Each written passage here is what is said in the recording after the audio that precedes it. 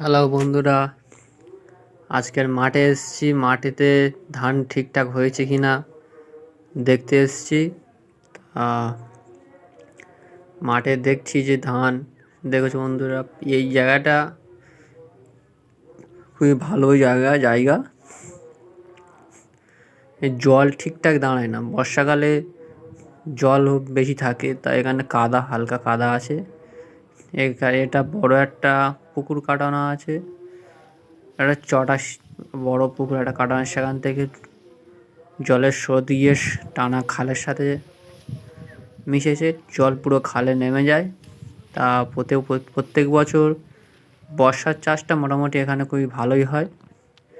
দেখেছো না, গাছ পুরো দাঁড়িয়ে আছে, ধান খুব ভালো হয়েছে, কোনো অসুবিধা নেই। প্রত্যেক এরিয়াতে সবার ধান ভালো হয়েছে।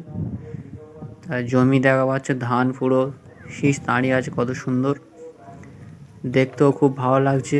চারিদিকে হলুদ হলুদ হয়ে আছে, খুব ভালোই ধান গাছ হয়েছে।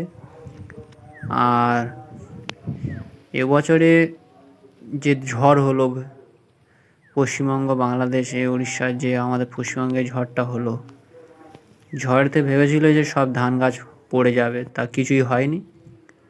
ধান গাছ খুবই ভালোই আছে। ধান গাছ ভালোই আছে কারণ আমাদের এই সাইডে দক্ষিণ 24 পরগনা এই সাইডে খুব একটু ঝড় হয়নি, বৃষ্টি হয়েছে। তা এখানে জলও আমাদের এইটাই একটাই চাষ করে একটাই মজা কি, বর্ষাকালে এখানে জল দাঁড়ায় না, জল মোটামুটি ভালোই চাষ হয়। তবে গ্রীষ্মকাল যে চাষটি হয়, এখানে খুব একটা চাষ হয় না খোড়োকালে।